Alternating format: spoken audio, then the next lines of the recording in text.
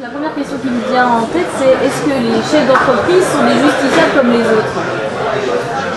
Il n'y a pas de réunions qui sont organisées par les dealers anonymes ou les gens qui volent des sacs à main dans le métro qui s'interrogent sur leur rapport à la justice.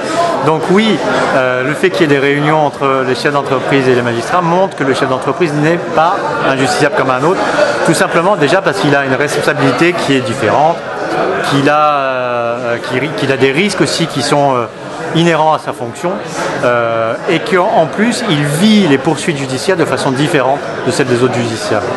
Est-ce qu'il a plus de risques et plus de responsabilités qu'une personne lambda?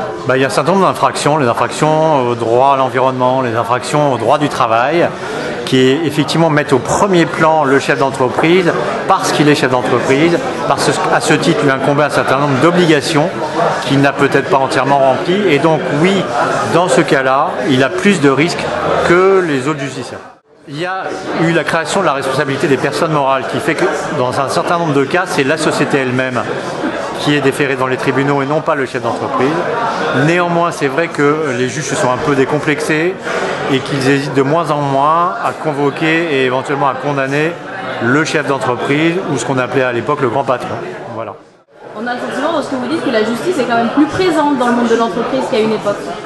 Le monde d'entreprise est un monde qui est de plus en plus médiatisé, qui est de plus intervenant dans énormément de domaines. Le monde de la justice est entré dans le monde des affaires, donc oui, il y a de plus en plus d'interférences qu'il n'y avait dans les années passées, dans les siècles passés même, évidemment.